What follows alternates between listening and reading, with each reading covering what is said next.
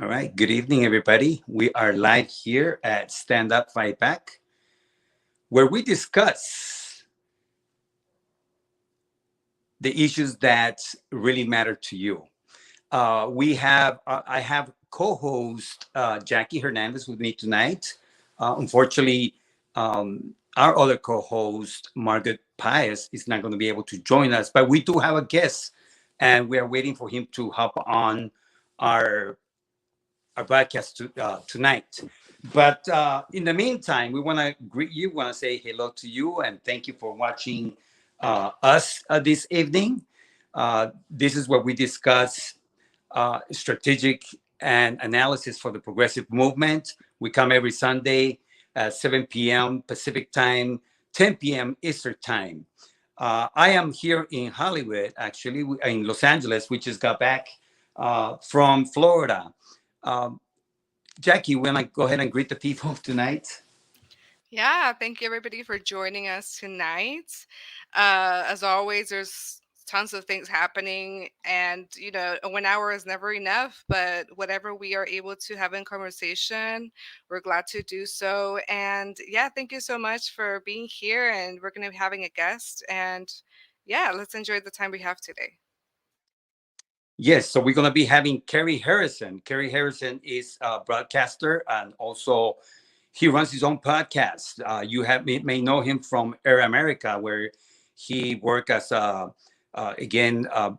broadcaster and a producer as well for KPFK. So we're just waiting for him to come on. He's coming on live from Florida, actually from right from the dead center where Hurricane the hurricane just devastated the area out there in Florida. We're going to be talking about that today. We're going to be talking about the hurricane. We're going to talk about everything that's happening. I just got back, as I say. I went down to Fort Myers. I was over at the location, at the epicenter of where everything is happening. So we have a lot to talk to you about tonight.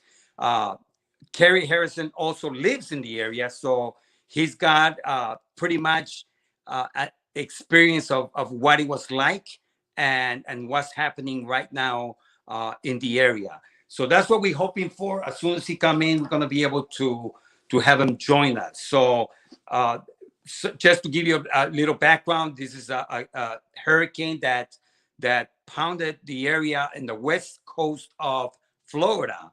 Right now, there are approximately 67 to 77 people that have been reported dead. It all depends on which official count you're taking, but the number most likely will rise up as the rescue continue to take place and the search and rescue happens even as we speak. So the place is decimated. Like I say, I was there. I just got back, so I want to be able to share with you a few of the insights of what actually happened out there. Anything else you want to add to that, Jackie? I know that the hurricane also impacted Cuba, where the lights went Yeah. out, and also the Carolinas. Yeah, I think when it comes to hurricanes, we're going to be seeing more of them as the water temperature rises in the oceans. So, having this in mind again with policy, we're so behind on that. And I think that's where I honestly see the issue with not only the state government in DeSantis, but also uh, the fact that we haven't done anything about fossil fuels for decades. And now we're seeing the issues and the effects that people are going to be experiencing, not only in Florida, but all in the Caribbean area. And we still have Puerto Rico having issues with electricity. So it comes down to infrastructure again, it comes down to fossil fuel policy. And when it comes to humanitarian aid, the politics doesn't matter. We need to help people because, in many of these circumstances, people are just trying to survive. So we really need to ensure that, red state or blue state, whatever it is, people have been, having the issue of also not having full agency of what's going on when it comes to policy that's going to help them. And in particular, the poorer people. Also, I just want to point out, not everybody can evacuate. I think a lot of people online were kind of like saying ridiculous things about people who couldn't evacuate as if some people just chose not to. Some people cannot. We have to realize that that's another tragedy of the climate crisis. The fact that a lot of people are going to not be able to evacuate these areas. They're not just going to be able to pack up and move out of zones that are going to be devastated by either wildfires, climate change, tornadoes, or hurricanes, whatever it is. Poor people cannot just pack up and go. We have to be realistic about that. Right. So, uh, there's so much that we want to talk to you about this because, um, when it comes to hurricanes and or any major catastrophe, you should, I gotta say Carlos, that off your the head. your My audio is kind of broken. Yeah, apologize for that. So let me try it again. How's that better? Kind of. I think even mine kind of bounces back. Give me 1 second, please. Stand by. Okay. What about if we go ahead and go off and come back in? What do you think? I don't know. It's going to be really tough. But give me 1 second. Yeah. We can fix our technical. That's what was happening earlier today. We're having technical issues with.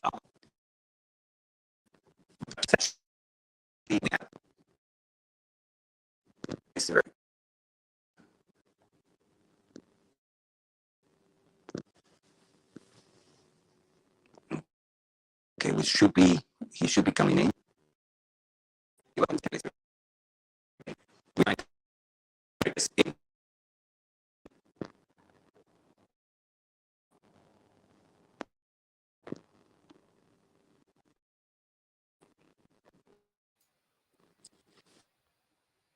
All right. Can you hear me?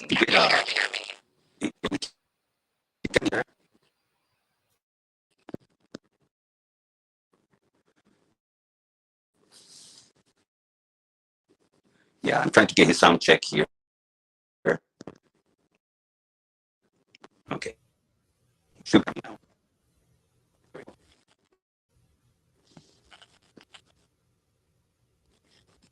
All right. Much better. Can you hear us, Carrie? I hear you guys. Yes.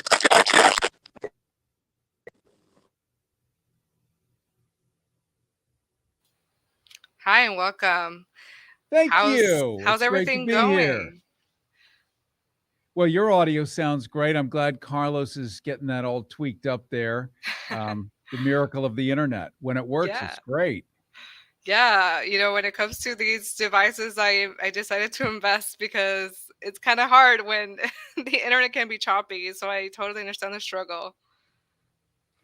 I have, well, nobody wants to give a plug to their internet company, but I actually have a good one. A good one. Frontier. It's fiber. $49 a month. Can you Wow, imagine? that 500 up and down. that's a I should look into that just to just to save money because mine is pretty expensive, and Well, there's you'll only remember when Spectrum used to be Time Warner, and they got sued for all the corruption and ripping people off. So they just rebranded yeah, Spectrum, like amazing. Spectrum. Wee!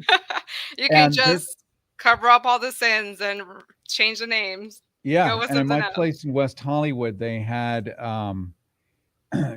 when the pandemic hit, everyone is suddenly working from home. So it's driving a lot of power through these hubs. So what Yeah, they do is they distribute the main signal into a garage, and you have like 40 apartments, and then it sends them all to the different apartments. Well, they knew they had to replace these hubs because they were burnt out 3 years ago, yeah. but they're not going to because they have all these new customers that want internet. And why should you replace something when people are stuck with you? Spectrum. So I found a way to That's work around because to hell with it. I mean, I'll yeah. use a hamster on a wheel, a satellite dish if I have to. Oh, that's hilarious because I think it's only like two corporations, right, that are really existing, and then from there they web out. Yeah. Um, you know, the cable companies were the reason for demonopolizing the cable companies, because if you were the only one in town, like AT&T, formerly known as Bell, you could do whatever you wanted. In Mhm. fact, when Chicago, before it became AT&T, which it is now, it was called Ameritech. I don't know if anyone remembers that. It was like 10 years ago at least. And the Bell system and Ameritech used to charge for dial tone.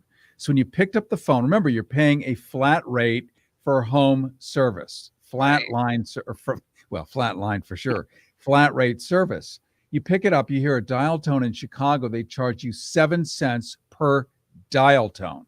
So you're supposed to be paying $10 a month for phone. It ends up being 90, 100, 150. People couldn't figure it out. So I called up the public relations director of Ameritech, now AT&T, and I said, "How does this work?" He said, "Well, the cost causer pays." Cost causer, that's the customer. Cost Oh. causer. And I said, "Wait a minute." He said, "Yeah, our equipment is sitting here quiet, it's dormant, it's happy, and then you pick up the phone, it has to jump to life, and that costs money. And you're the cost causer, so you'll pay." I said, "Wait a minute. You're the phone company. It's flat rate. Like, your equipment comes to life, not my equipment. I'm paying you for that." So anyway, that was the monopoly. And this was well after they broke up the Bell system for the phone system, because they were pulling this stuff on people. They still do. It's just you're now the cost causer, because it's illegal to make the customer pay, but the whatever causes the cost now pays. You, consumer, cost causer, you. Hello, Carlos. Well, hello, Kerry. I do a Thank you for that. talk about their system. This is all messed up here, but I got it working. Can Yeah, you you You did. did. sounds good now? Yeah, Yeah. you actually sound like a person with vocal cords. It's pretty exciting. Before it was There you- digital soup, and we're not sure what was in it. I don't know like, but he sounded awful.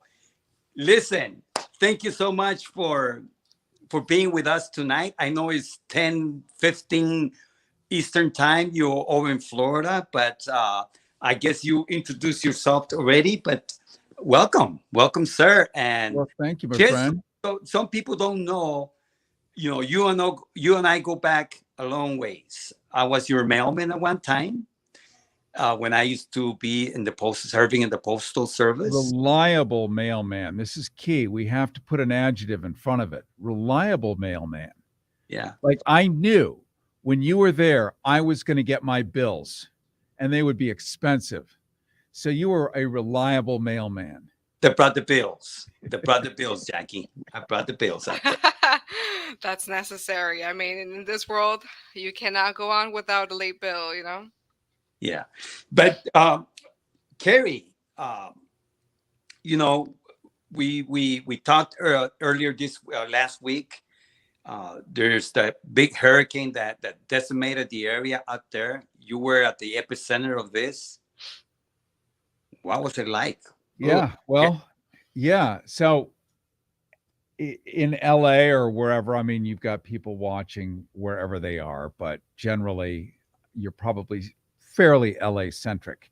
So it's about wildfires, it's about mudslides, it's about earthquakes, hurricane. Huh. That would mean rain. We see that a couple of times a year. So when you're in Florida, so you're in the tropics, you can't plead ignorance like, "Well, I had no idea they had those here." Oh, yes, you did. Um, the I'm just going to frame this so that it makes sense and you guys will understand. When you're watching the Weather Channel or something, they're speaking to everybody and they're basically doing blow by blow as if it's a sports game. So there, yeah, and here comes the hurricane. It's blowing houses. It doesn't help you, who's trapped in one of the most populous states in the United States, trying to figure out what to do next, because they're just doing a sports score. And you're going to get pummeled and beaten, and maybe you get to die if you're lucky. The local guys who are been through these hurricanes forever and ever actually give you good direction. So I evacuated because that's what I was told to do. Evacuate. You're in zone A. I'm near the water. I evacuate to Orlando, Disneyland, Disney World. thinking that I'm going to be able to escape this. I had to evacuate Orlando and come back to Tampa when the hurricane switched direction.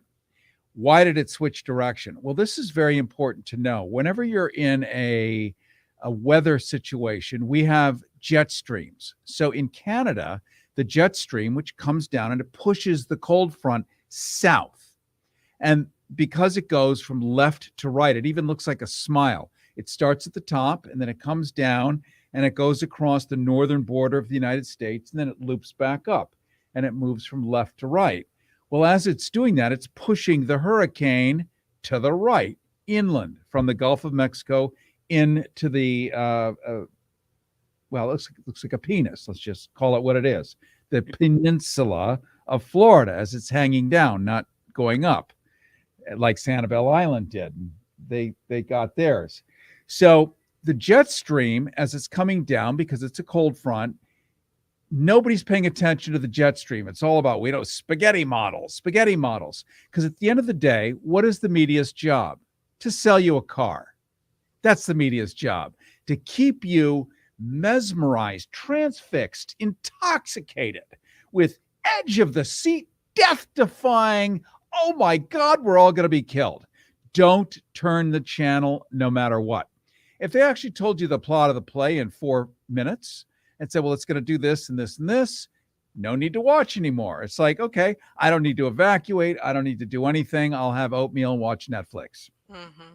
Instead, I'm sitting here going, I'm going to die because they just told me they're spaghetti models, as opposed to saying, well, the jet stream is coming down, so it's likely going to push the thing well before Tampa, down near Fort Myers or Sarasota or somewhere. So you guys are safe. They take the second most populous city in the state of Florida, which would be the LA, San Francisco. Those are the two big ones. It'd be like telling San Francisco it's going to hit you. Evacuate San Francisco. And you've got two bridges, Golden Gate, Bay Bridge. Is that the other one? Mm-hmm. Could be the other one. Get the hell out. And so there's panic and mayhem. And there's one way out of the west coast of Florida, I-4 to Orlando. So 7 hours to go 90 miles, bumper to bumper. I get to Orlando, and then the thing has switched direction, which the local guys knew. But who's watching the local weatherman when you can watch the Weather Channel or Fox Weather, which, by the way, is pretty slick. And they have big budgets. So I was pretty trapped by that too. Like, Fox is actually like giving real news. Well, it was real good, real fascinating, real exciting, that's for sure. So I evacuated twice. I evacuated to Orlando in order to get away from the hurricane that never hit Tampa. And then I evacuated Orlando because they were getting hit by the hurricane and flooding back to Tampa early. So I'm a double evacuee, all in the matter of 3 days. It's a lot. Yeah. What are you going to do? Yeah, I know. And some of the things that we are hearing right now is about the poor, announcements regarding evacuations. Some people are claiming that, it was not early enough. They were not able to get out. But we're discussing a little bit earlier, just before you came on with Jackie, that the poor are usually the most affected when it comes to catastrophes, especially to evacuations, because they don't have the means. They don't have a lot of them don't even have a car. Yeah. So, to your point, that's exactly correct. So I have what people have seen before. It's called an iPhone. It's very modern. It's a computer, as we all know, greater than all of NASA in the 1960s. All of NASA. This little device here.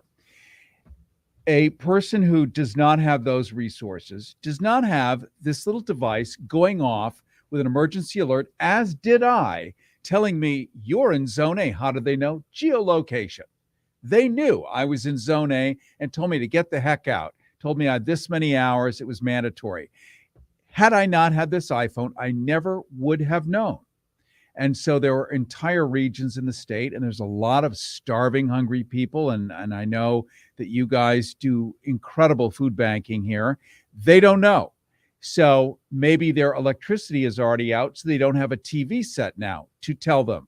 And good luck getting information on the radio anymore. I mean, let's be serious. I work in radio. I can tell you, good luck getting information on the radio anymore because they're not in the business of information. They fired all the news people. Well, laid them off indefinitely. So you're not going to get anything real on there. So you're really screwed if you don't make at least $50,000 a year in the United States of America, e pluribus unum. So this leaves a drastic gap in getting the information out the way one reasonably would have once upon a time.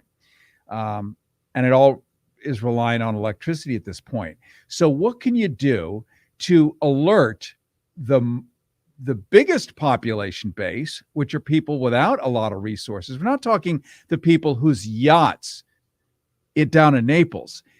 Your neighbor's yacht is like a battleship, comes in over the lawn and crashes your house. That's like rich people problems, being attacked by a yacht, which exploded a lot of houses. But people without funds who don't live on the water or do live on the water in, say, a trailer or a manufactured home, they don't have an alert system. We might remember, if you grew up in the Midwest, as I did in the Chicago area, we had tornado sirens that would go off and tell you run into your basement, do something, figure it out. But wherever you are, hunker down. There aren't those sirens anymore because you're supposed to have this. And it's a way to force you to get this at $1,000, $1,300. But if you don't pay your bill, it's not going to go off and give you the emergency alert. So you're exactly right. This presents a brand new problem, doesn't it? Exactly. So, some of the stuff I actually went to the area, to Fort Myers, to Lee County. We were assessing the area out there. I got off my car and went and talked to people. And I can tell you one thing: people are scared. People are feeling in disbelief because there is no one out there. I'm talking about the poor neighborhoods. I went to the poor neighborhoods. I didn't go over there where they have all these, the yachts in the middle of the yards and stuff because the wind, tossed them over there. I did go, but I didn't get off the car. I got off the car when I hit the community, the real community, where you specifically, I went to this one area that there were a lot of seniors. It was a senior citizen area, but it was for low income. And I tell you, it broke my heart because they are yet to see somebody from the government right up the street and say, here we are, here's the help. Non-existent. And I am not surprised either because we saw the same thing during Harvey. Puerto Rico are seeing the same thing. All this help that you're hearing about, that, all this movement and the governor, begging for help, guess where the help is going to go to? It's not going to go to the poor communities. They're yet to see somebody drive through their street saying, here's the help. The lights that are coming back on is in the rich neighborhoods, not the poor community. They're still without lights. Yeah, it's true. And it's unfortunately cynical when you discuss it because there's no way to make it look lovely. Ron DeSantis, still to anybody's knowledge, has not had an actual verbal communication with President Biden, who has offered lots of federal help. How does that materialize? It materializes in the wealthier neighborhoods where, it's politics. You get the ear of your congressman who might have a summer house there. It's going to get fixed first. We know this. We saw this after Katrina, probably the most famous hurricane in all of American history, other than Donna, which is a historical reference that most people don't even know what it was, but maybe they've heard of it. But Katrina was something that we all were able to watch on television for the first time ever. And There were no bid contracts given to Dick Cheney's company, Halliburton, through the head of FEMA and also Homeland Security engineered a deal, and they cynically and darkly decided during the storm to do nothing. They looked at it as an opportunity to wipe all these people that have been living there for 100 years, 200 years, hand-me-down houses, shacks, and whatever, for nature to clear a path where they could redevelop the Gulf Coast, which is now sitting full of condominiums and hotels. A planned event, not the hurricane, but an opportunity, much as people see 9/11 as an opportunity. You could have done everything, but the vice president of the United States at the time, the same. Swinging Dick Cheney took the National Guard, took the various regional state air forces and flew them into the Atlantic on exercises or inland on exercises, purposely hours away from being able to do anything to shoot down these planes. So knowing what it was, an opportunity to rebuild, reboot, and help their political parties. We've seen this throughout all of history. When Machiavelli wrote The Prince, he wrote about, I mean, it was a manual. It was a go-to manual on how to do evil deeds against a public that is unwitting and unknowing. Same thing in Germany in World War II. We always ask, well, how did the Germans let this happen? Well, they didn't have a free flow of information. And we see the same thing in this country. Without a free flow of information, people eat whatever meal of information is served on their table.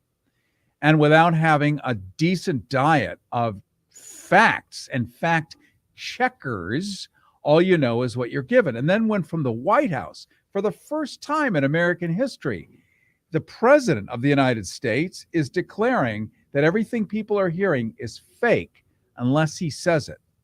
That's powerful stuff. We saw that in the Third Reich, didn't we? Fake news, that's where the term was invented, or the lying press. And then people don't trust anything which is leaking in, like BBC. They assume it's propaganda when the greatest propaganda is happening on their own soil in order to move goods and services, take over other countries, and not be suspicious of what's happening to you. So we're in the same place. Is we have now been trained to assume that poor people are getting the same information because we no longer have the ability to have critical thought and understand they don't have one of these. Maybe. Yeah, that's what I've been hearing a lot, seeing a lot of online. And it always happens where, situations like this, occur, and they're like, oh, well, they should have evacuated. Like, oh my God, they're so dumb. And I'm like, wait a minute, like, how desensitized are people as well about what's really happening to communities of color and poor communities that are going to be affected? And apart from that, you just talked about fake news and all of this. I always saw this kind of coming when we talked about climate change, that when climate change is going to happen and it's happening, and we're going to see so much destruction, mass migrations, all of this happening because people are going to have to move eventually. Fascism is going to rise. It comes with that. People are in despair. They don't know what's true. They don't know what's happening. Some believe in climate change, some don't.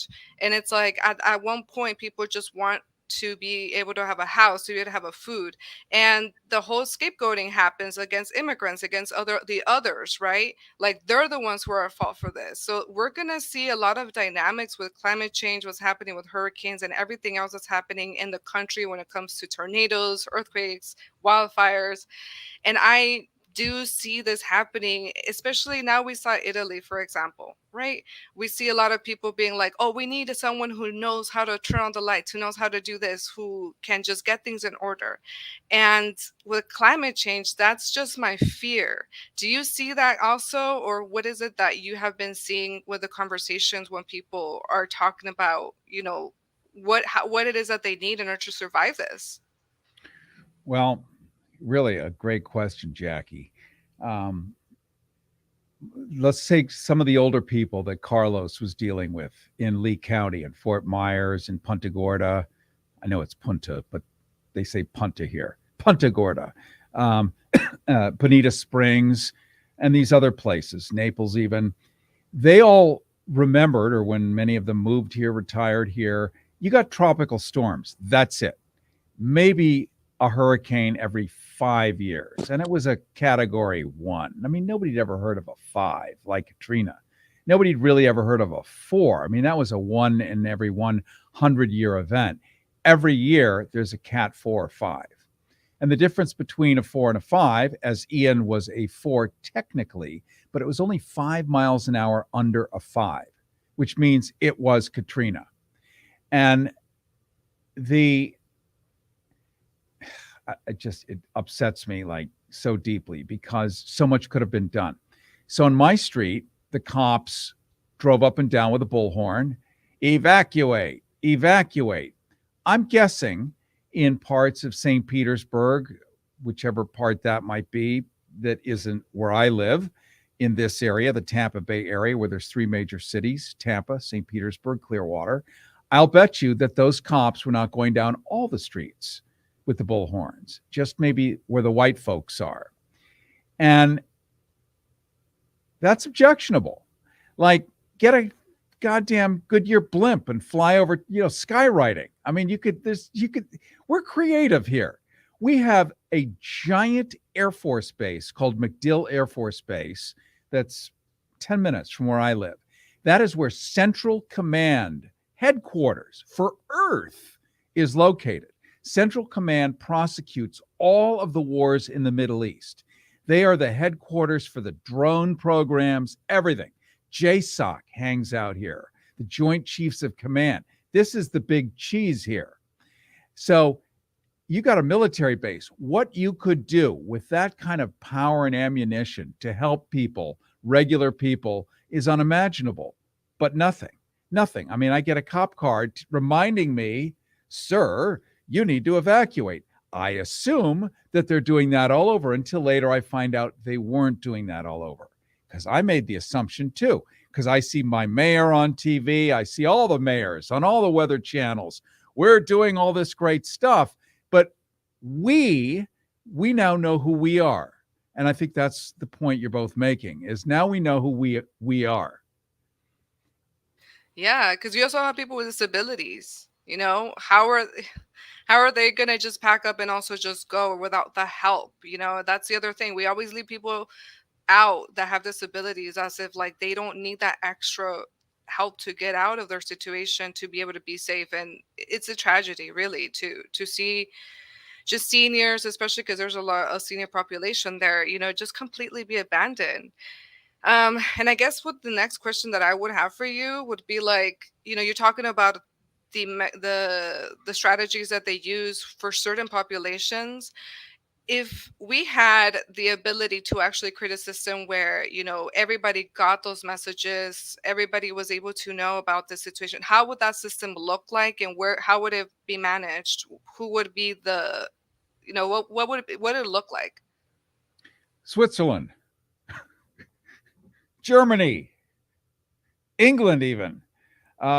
This is not the way we're talked to politically in the United States. Is we're told the same answer for whatever question we have. It's not possible. You just can't do it. Really? Oh, yes, you can. Let's take Germany, which is the largest single country in Europe. And that's excluding Russia, because we don't really consider Russia part of Europe. It's Eurasia. It's kind of a whole different, it's its own entity, that's for sure. But you take Germany, this is a big joint. It's at least a third of the size of the United States. So it's massive. It's got 80, 90 million people. They're all plugged in. Poor Germans, rich Germans. They're all the same. They all get health care, all of them. Universal health care, every one of them. Parenthetically speaking, because I don't want to go down a rabbit hole, but I love going down rabbit holes. If you're going to pull me out, you're going to bust me so we don't get stuck down a rabbit hole. But I'm going to give you an example of universal health care as a metaphor to answer your question. There was a guy who was in West Hollywood. This is 8 years ago. A famous case who got cured of AIDS. Cured. He was the first one ever to be cured. How did they do that? Well, they gave him a bone marrow transplant, but they had to find a bone marrow match Now, the only way you're going to be able to do that is if everyone has universal health care, and therefore all their blood mechanics and DNA are in a master database, and you could type in this is blah, blah, blah, blah, blah, up come matching donors. Bob's your uncle. They're able to do this. The guy lives, he's cured. We now have imminent cures for other things that were seemingly impossible before. In the United States, I'm in a database, but only for my pre-existing conditions. Not in a good way, but in a bad way. So I could be knocked out, cut out. They know where I was, they know what I did, but not in a way to help me, just in a way to deselect me and save money or make money. Our healthcare system is damage control or damage repair, like broken bumpers. Yeah. It's not to avoid it.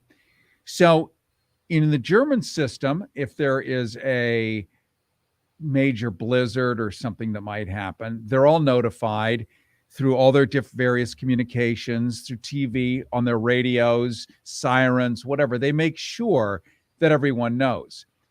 Here, you make sure that everyone doesn't know. Now, that would mean that you actually thought about it. Well, you actually did. Just the way we see gerrymandering in the United States. We see it in California. We see it most expressly in Florida and other places, Ohio, Pennsylvania, Michigan. It is literally thought out and planned. You literally cut people out from their ability to vote in Georgia. We know recently, and Greg Palast is working on an investigative report that's executive produced by Martin Sheen and George DiCaprio, Leonardo DiCaprio's father, which looks at how in Georgia specifically, thousands of Black people have been arrested for voting. Arrested for voting? Yes. Brian Kemp, who's the governor of Georgia, has done this very clever thing. He will mail you, let's say you, Jackie, or you, Carlos, a postcard, but it doesn't even look like a postcard. It looks like one of those spam flyers you still get in snail mail. You've seen a few of those, Carlos. Yes. I'm convinced you have. And it's nondescript. It just looks like something you just fling in the trash can. And it comes from the state of Georgia, but it doesn't have the state seal on it. So it doesn't look official. And it says, fill out your name and address if you live at this address. And because, number one, who the hell gets, people don't pay attention to that. It's built in a way on purpose where you throw it out. And if you don't respond and say you actually live at this address and you go vote, you've now voted fraudulently. Wow. They've created make-believe voter fraud. Then they go into your house and arrest you. It is a felony to do voter fraud, $5,000 fine. Now you've got to cough up $5,000, which you don't have. The average American has what, $300-400 between paychecks? You don't have $5,000. So you now have a permanent felony. You owe $5,000 to the state. So you're a felon and we have a bench warrant. And once you're a felon, you never get to vote again. Wow. And so they've been able to pull thousands of people of color off the voter rolls. This is an example. We have in the state of Florida, Governor Ron DeSantis, who is he is a superstar when it comes to political shenanigans.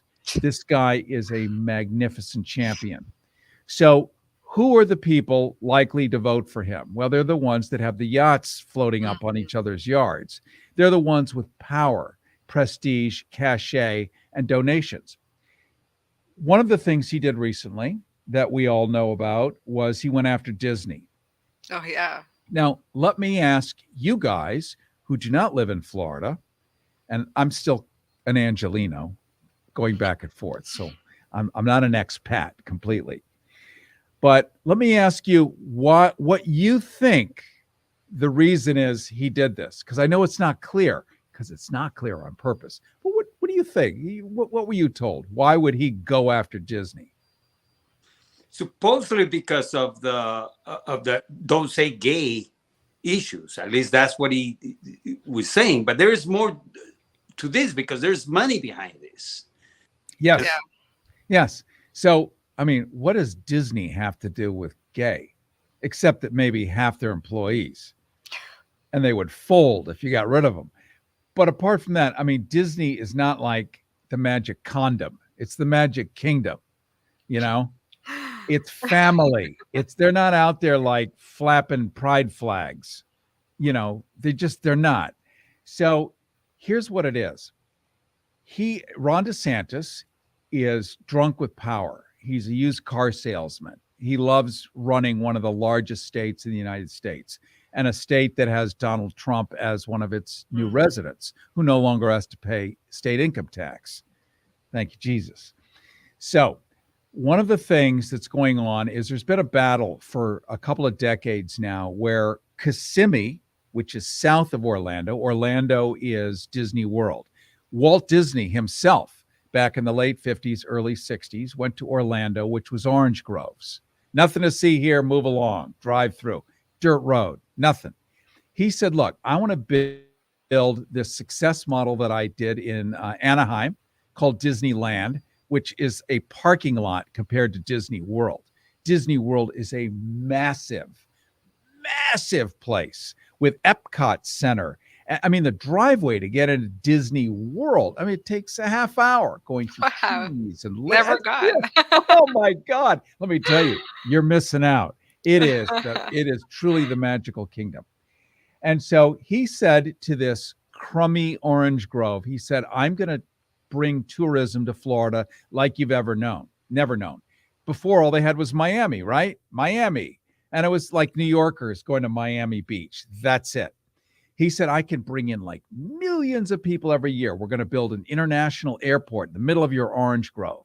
And I'm going to create this place called the Reedy Creek Business District. And I'm going to build this 10 times the size of Disneyland. And we're going to do ecology, because Walt Disney actually was a forward thinker. He actually was an environmentalist. He also did something else that was really cool. Here's what Disney actually was. He was all about transportation and traffic.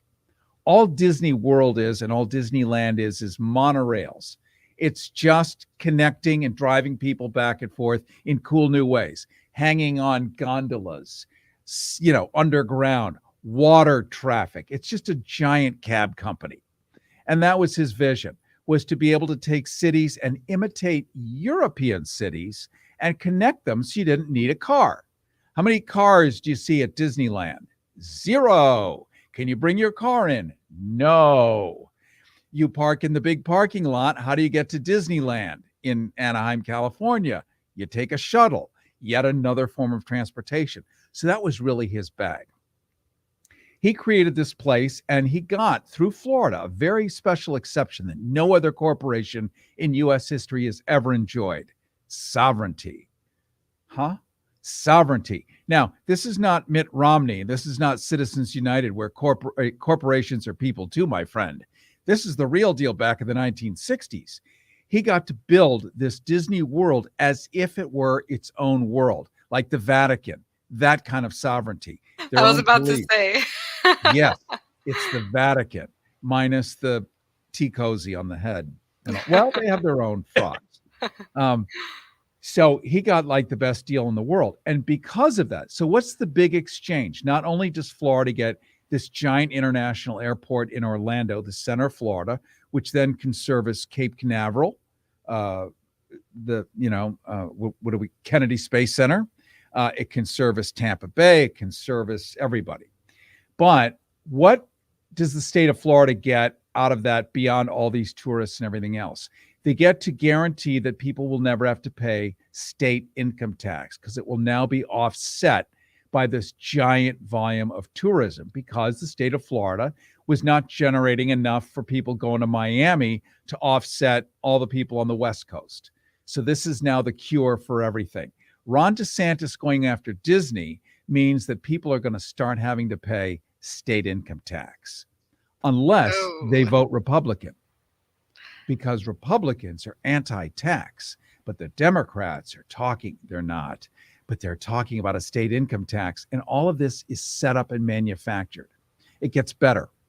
What is it? Who's helping fund Ron DeSantis in this? Well, for years, Kissimmee, south of Orlando, has been talking about building an even bigger international airport that makes Orlando look like, puddle jumpers. They want to build this massive new international airport. And the people that live around there said, no way, no way. Well, those developers have decided to fund Ron DeSantis for governor and then later for president, because he'll leave the governorship and run for president in 2 quick heartbeats. And it's all developer money to build 10 times a bigger airport. And there's huge money in airports, because airports mean cargo, not just the live fleshy things like you and me flapping in there to go, lick a Minnie Mouse, but it's all the cargo that comes in and all the other stuff. So that's really what's going on here. It's about cash and prizes and rewards, all that done through Disney, because somebody could potentially mention to a 3rd grader that their non-binary finger polish might be happening elsewhere. And it's a red herring. So anyway, wow. I'm glad I'm here, and I'm glad I get to vote here, because my vote actually counts.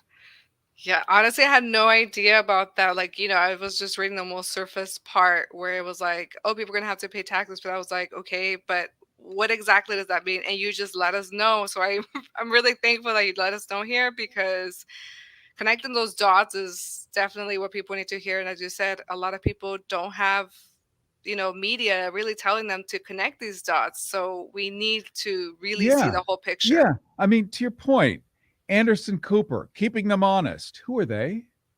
Can I have a list, please, of the ones that you kept honest? Just maybe 2 people.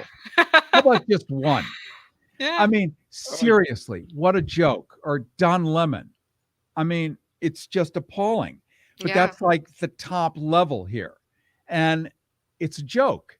So, one of the things that you learn, they used to teach journalism. It was a course on truth telling and fact checking. I don't think they teach it anymore. That was being sarcastic. But back in those days, young lady, they taught you that it's not the customer's fault if you sell them crappy goods. You can't blame Mildred for being ignorant. Oh my God. You can't. It's not her fault. She's sitting there in her brassiere with a, box of Domino's pizza melting on her lap and a can of Budweiser squished in her hand, wig hanging over one eye, because you've told her that's her. And you have not done what BBC used to do much better. Mm-hmm. But when you watch like British television, you actually have to stretch a little bit, because they play with language. You have to like reach a little bit. It makes you just a little smarter. They educate you in a crypto way. But I remember when I first got into radio in the 1990s, possibly before you were born. That sounds really pre-Clinton era. I'm dating myself here. Correct me if I'm wrong. That was back when Air America was happening, right? That was Air America was 10 years later. Oh. 10 years later. Yeah. So this is back with radios, antennas. Yeah. Yeah. So I had a boss who ended up being in charge of all talk programming for the United States for Clear Channel, which is now called iHeart. They rebranded because Clear Channel got busted for being so horrible. They became iHeart. Love. Yes, same company. So this guy gave us a bunch of gifts. One was Rush Limbaugh, a gift that gave 3 times a day on most AM stations. The famous Dr. Laura. Have you heard of her, Jackie? I have not. Well, Carlos has. She's a special piece of witch magic there. And then the great Glenn Beck. Have you ever heard of him? Well, when I was in radio, and this was in Tampa Bay, which is was the big Clear Channel headquarters, we used to have to drag Glenn Beck out of the titty bar next door, or adult super center, where he'd be in there lubricating, well, whatever he was doing. But they'd have to bring him on and get him on the air. These are the creeps that started to occupy the AM spectrum, which is where white guys hang out, because they need power. And the only one that's echoing back is there. I had a point. What was my point? I have no idea. was making a point. We were talking Radio. about truth. We were talking about, talent, connecting dots in media, and how they don't do that no more. Yeah. So, yes. So, ah, the boss said you have to talk to the audience at an 8th grade education level, which I think is now 3rd grade education level, or maybe 8th grade. Maybe it's It's still like 8th grade. fourth, fifth. Last time I checked. Yeah. And I said, why would we do that when we can like do cool stuff for the audience, like upgrade them, upgrade their crummy lives, give them a chance at like doing cool stuff? He said, because we're in the business of selling cars, your local Ford dealer, Wow. or whatever the hell we sell on the radio. And if they're super smart and savvy and have critical thought and analytical prowess, why in God's name are they going to buy a shitty Ford? I mean, think about it. You're going to buy something better or something different, or not buy anything at all, or maybe not even listen, frankly. Or figure out that there's conspiracies of car companies Yeah. smashing our public Yeah. transportation. So you want to like idiotize them so they're all on the same page. And where was this invented? Let's go back to the 1920s. Speaking of Ford, I just happened to mention Ford dealer, and nothing against Yeah. Ford dealers because we don't upset them. I'm sure they're all very nice people on both sides. So in the 1920s, Henry Ford, the Henry Ford, who we're all taught in history class, invented the conveyor belt. End of story, right? That's all we need to know. So in the 1920s, Henry Ford published a weekly magazine called the Dearborn Independent. It was a newspaper, and it was the most anti-Semitic rag you could never want to have access to. So hideous that Hitler in Mein Kampf writes a whole chapter or a whole series of paragraphs about his best friend, Henry Ford, who gave the Fuhrer $40,000 on the Fuhrer's birthday every year. And that's $40,000 in 1930s dollars. A lot of money. And they loved each other, so much so that Henry Ford in the 1920s put on this preacher named Father Conklin on the radio. And back then it was basically boxing fights and symphonies, because the only people that had radios had money. I mean, imagine having a radio. Imagine what that would cost in today's money. It's like buying an iPhone. It's like $1,300. That's a big investment. So Henry Ford put on Father Conklin and placed him on, brought to you by the Ford Motor Company, at 7 p.m. or 6 or 7 p.m. every night, weeknights. So during the dinner hour, you're listening to the radio and you're getting preached fire and brimstone, hell and damnation. This country was not hyper-religious before then. We were not a bunch of raving Protestant lunatics. We went to church on Sunday, put on a nice coat and tie, took a bath on Saturday, and then went back to the farms and did our stuff. But he literally, through the power of media, much as only was done in newspapers before then, took this newfangled thing called a radio and started programming the American public to be terrified of God, terrified of going to hell. And then what was the payoff? You could buy a Ford, which was affordable to everybody. And by God, they did. And he sold and had his conveyor belt, and he was churning out Fords. Well, it gets better. The Fuhrer, who he loved this Nazi thing. I mean, they were anti-Jewish. They were really everyone who wasn't like Henry Ford. He tried to put Nazis on the radio in English, not in German, but in English, American versions of that. And this is when Congress was still semi-functional. So we have to go back about 100 years when Congress was still semi-functional. And they came up with this new idea, like the FCC and all of that. And the FCC's job back then was literally to keep bad product from getting on the air that could hurt you. They were the watchdog, the government watchdog, the Federal Communications Commission, to make sure that I didn't put like battery acid in your perfume to peel your skin off, or put poison in your oatmeal, cornflakes. And so that was their job. And they were pretty good at that in the very beginning. They also kept stuff like Nazis off the radio because you couldn't, if that's your only diet, that's all you're going to know. They And came that's up with the equal time rule, which went away under George Bush the first, and then under Clinton. mm, Clinton nailed the last nail into that coffin, by the way. And equal time interesting. meant if you were going to have Nazis on the radio, you had to have not Nazis on the radio equal time. So radio, TV was balanced all the way until about 1989. Whatever Mm, you did, you were allowed, you were required as a broadcaster to give equal time to the opposing side. So we didn't have right-wing radio stations. We had radio stations. You had the right-wing loony, you had the left-wing loony. Then you had like massage therapy. You had music. You had it yeah. all in one format. Once that got deregulated, then you were able, Clear Channel, to put Rush Limbaugh on overnight in syndication, and suddenly he's on 900 radio stations rather than 3, 4, or 7, where it means nothing. When you put somebody on 900 stations and then 3 times a day, they can just fart all day, but they're going to be the superstar because, it's in the front of your mind. He's on all the time, which means he must be great. And he's telling you he's great. If you've ever heard Rush Limbaugh in the day, he told you he was great. Quote, handpicked by God. Handpicked by God. Not like part of God's basket of fun. Handpicked. That's pretty powerful. Right. And 10 years later saying, I'm still here because I'm handpicked by God. Well, it must be true.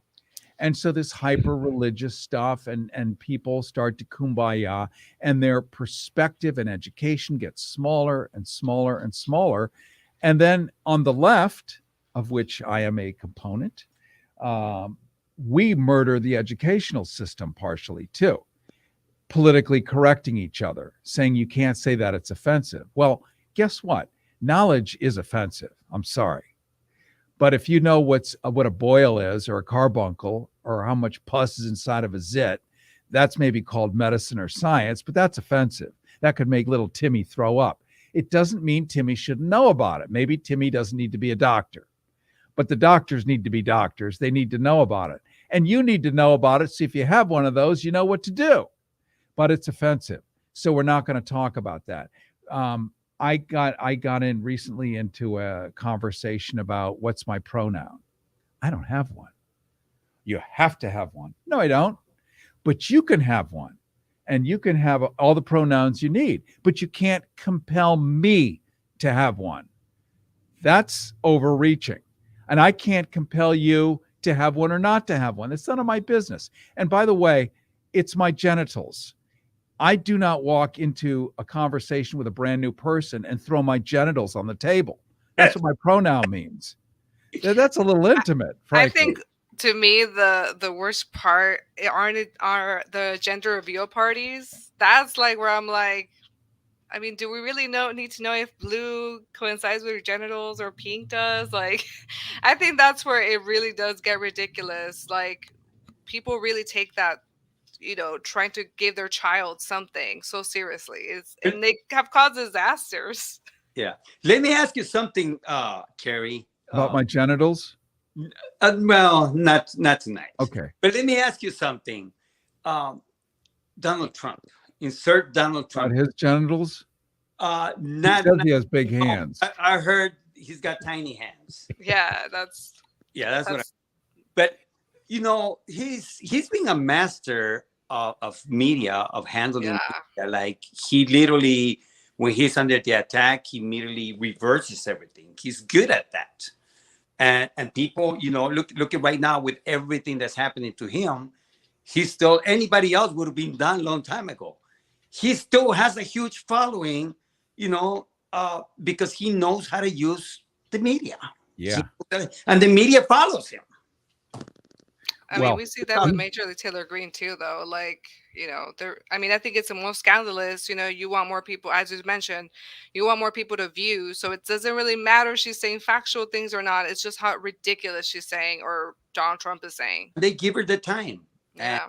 And again, what are your thoughts on all this and the media with, or even the message, how Donald Trump he knows how to manipulate stuff. Well, I'm going to give you a piece of interesting news right now that you may or may not know about. And there's no reason you would know about it because Anderson Cooper has not been keeping them honest, whoever they are. And we've already agreed that we can't even find one person he's kept honest. No offense to CNN. Well, maybe a little offense. And Anderson Cooper is a nice guy. I just want to say that because I may have offended someone. And if I offend someone, then we're going to have a problem. And I apologize for my sarcasm. I just can't help it. I've had a day of pronouns that, you know what my pronouns are before I answer that? Thee and thou. Good luck. Thee and thou. Good luck. Because if you screw up the grammar, I'm going to come after you. Because you got to conjugate that sentence very carefully. Thee, thou, and thine. If you make a mistake, you're going to offend me. So back to Donald Trump, speaking of offensive. So his divorce from his first wife, Ivanka Trump, famous Ivanka Trump, in the divorce decree, because when you get a divorce in the United States, it's a lawsuit. It's not a goodbye. It's you sue for divorce. And you could do it amicably. You can just sign on the dotted line, whatever, but it's a lawsuit. In her decree, the central argument, the central complaint was that he was reading a certain book in bed, kept it in his bedside stand, which means he can actually read. This is news to some people, but he can read and write. He was reading this book out loud and practicing and rehearsing it. And she comes from Eastern Europe, and this book was Hitler's second book. His second book? What do you mean, second book? Yeah, he wrote two of them. First one, Mein Kampf, that's the one we all know about. The second one was called My New Order. And what he did is he took all the speeches that he had given from 1919 all the way up to about 1929 and annotated them. In other words, made notes in them and said, when you say this, the crowd does that. Say this 6 times, and the crowd does that. Speak this way. And My New Order, he would rehearse the speeches out of there. And she being from Eastern Europe, well, the Nazis were not kind to Eastern Europe. So she grew up under that oppression, under that occupation, watching people in her own community get killed by the Nazis. And he worships the Nazis. Donald Trump worships Adolf Hitler. And he has memorized these speeches. You can literally take most of the Donald Trump speeches where he's talking about Mexicans as being rapists and baby killers and the horrific stuff that he said. And it literally is lifted out of My New Order, one of Hitler's early beer hall speeches. But instead of talking about communists or trade unionists or whoever Hitler was talking about, just insert Mexican or migrant. And it's the same thing. And literally filched. And this is why Donald Trump is a genius. He's not magnificently inventing ways to whip the crowd. He's grifting from one of the greatest grifters in the world, one of the biggest bank robbers ever in history, murderous, bloodthirsty son of a bitch. That was Adolf Hitler. And this is why Donald Trump was divorced by his first wife. How do we know this? There is a professor emeritus named Professor Bert Newborn, who may be gone from COVID or old age. I was able to interview him a few years ago, just before COVID, in Trump's beginning of his second year. And he was a survivor of one of the camps and also had successfully sued Switzerland and other countries and won $1 billion settlement that none of us even knew about, because they had been laundering all that Nazi money, all the gold, all the stolen artwork, and he won on behalf of Jewish victims and others. And he was able to take the original speeches from My New Order and match them phrase by phrase with what Donald Trump had said, and wrote an incredible article about it. So that's what we learned about this stuff. So Trump is a master because he knows what disenfranchised white guys want to hear. They want to hear that they have a right to grab pussy, that all this kind of manners and women being sensitive, women are receptacles, according to Donald Trump. And all of his history with women have been as receptacles.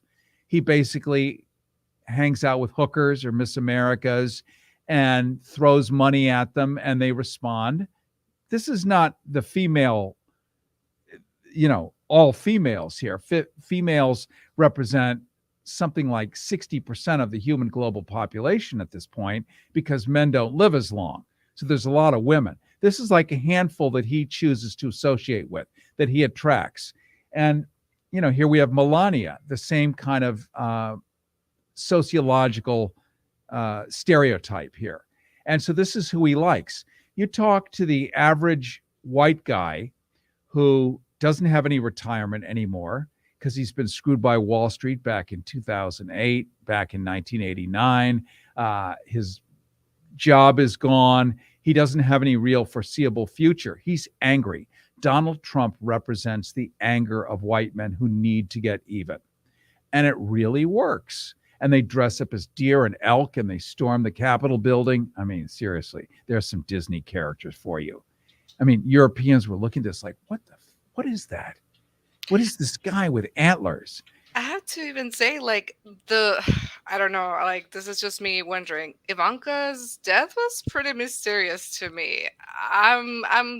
I don't know about that, quite honestly. They say that she died from falling on the stairs or whatever, but I don't know. That's kind of weird. Rich women don't usually just fall down the stairs. They tend to have people that take care of them at that age. Like your nurse takes you up and down the stairs or your butler. You don't just fall headlong all the way down the stairs and then sit there and croak. Right, and it's this whole investigation stuff is happening with the children, with Trump. Like, it just seems so bizarre to me that this just happened to her. Yeah. But Carrie, definitely, we are already on the hour, and I know you in the East Coast. I don't want to be abusing of your time or your just your time right now to get some rest. But definitely, we have to get you back here. We have to have you back before the elections. We need to talk about what is at stake with all this, but also you are training people on media of how to handle yourself if you want to be a podcaster or you have a message to say. Tell us a little bit about that before we close out tonight. Yeah. So I just got back. Speaking of Switzerland, I was there for a few weeks and I built the first ever streaming radio station for kids between the age of 10 and 16 so they could talk about the issues that matter to them. Jackie, as you mentioned earlier, climate change, authoritarian governments. This is the stuff that actually matters to them. But do we ever hear kids on the radio or on TV talking about real stuff? No. They build sandcastles and they're idiots. And that's how we present them as don't listen to them. They're stupid. Greta Thunberg, etc. But they are on fire. And this stuff matters. Why? Because they're stuck on this orb for 80, 90 more years. Talk about skin in the game. So I went to my alma mater, the same place that John Kerry went to. And, it helps to be an alumnus. They're willing to listen to you. And I said, let's do something radical. I didn't use that word, but they kind of understood it was. The idea. And let's give voice to these kids. And here's the special conceit. We're used to, you, me, Carlos, grassroots stuff, where we get halfway up and an inch or two up the blade of grass, and then here comes the lawnmower. And then we start all over again, get about a half inch up, and here comes the lawnmower. This time it's a ride around. And it blows all the grass thousands of miles away. And then we start all over again. Well, I thought, what if we start at the top and we deal with the kids of world leaders, and then they go back and they seed the clouds. So it rains down a new way of thinking, because they're going to infect the nest. Yeah. They're going to forever ruin their parents' good day and notions. So that's what we did. And to make this quick, because I know you guys also are running a clock here. So the first two episodes, we had a Saudi prince who believes that democracy is bad and monarchy is good, and that if anyone you disagrees with you, you just cut off their head for real, Khashoggi like. You don't have to saw their limbs off, but you just can cut off their head. And guess what they do? They stop talking, just like that. It's a miracle. And that women should be in burqas, no pride flags, the whole soup, cat, and pizzas. So they had never interviewed each other, because in their generation, they talk to a phone. So it's a monologue. But to talk to each other is a little different, because you have to answer questions. So I made him the guest because I didn't want him to be in the power position. I made a girl, the burqa enemy, in charge. She had the power. 16-year-old girl from Lithuania whose parents grew up under the mantle of communism. So she's all about women's rights, free speech, no burqas, all of that kind of stuff, climate change. And she's interviewing him. So he has to subordinate himself to her. And both of them have to speak in English, which is not their native language. She speaks Lithuanian. He speaks Arabic. They both have to do it in English. So it takes an extra effort. And within 10 minutes, he's suddenly pro-women, anti-burqa, freedom of speech, and human rights. Because what you saw is the real kid inside of him, because at that age, they're really not bigots. They're really not tyrants. They may be tits, which I think of as a tyrant in training. But they're actually just little kids. The second episode, 2 Russian boys and 2 Ukrainian girls. And because they had a little bit of education, they had read Romeo and Juliet, they knew about Shakespeare. And I pitted to them, could you guys fall in love with each other? Not for real, but just theoretically. And it turns out, of course they could. Russians are not different from Ukrainians. They're all Slavic people. In fact, their parents, some of their family lives in Russia, some live in Ukraine. They're the same people. But we've never heard that on TV. We've heard Russia, Ukraine, period, as if they're somehow different. The same people. But you find that out from kids. So this is the new project, and I want to build these all over schools all over the U.S. and create these under the aegis of scholastic and academia, a chance for kids to have their voices heard. And then I took the original show that we did over there and I ran it in Los Angeles on KPFK, and then gave it to a bunch of independent FM public radio stations around the country so these kids' voices would be heard. So that's my hot thing. And then, of course, I do coach and help people do podcasts that aren't professionals, but make it in a way where people want to watch it and it's cool and it's slick, that anybody can do from home. So that's kind of my gig. Love it. Love it. Awesome. Yeah, especially for kids that they can't vote. They need to put their voice out somewhere, you know? Bingo. Exactly. Thank you so much for being with us tonight, Kerry, good friend. You're a brother to me. And for all the work that you've done over the years, being a voice for the truth, because you do speak the truth. You make it so clear and understandable so that we can relate to what is being said. So you are watching Stand Up Fight Back. We come every Sunday at 7 p.m. Pacific time, 10 p.m. Eastern time. And our guest, Kerry Harrison, producer. Big hands, big. Yes. Big. Podcaster, influencer, and a lot more. My co-host, Jackie Hernandez. Any last word you want to say? I am so excited to hear, first of all, for the podcast. And thank you so much for coming on. I really appreciate it. I love you guys. What a thrill. This was the best kind of Sunday night. It was so much better than watching Dahmer on Netflix. Well, thank you. We'll be talking to you soon. Thank you. All right, you guys. Have a great night, everyone. Good night. Bye. Stay safe.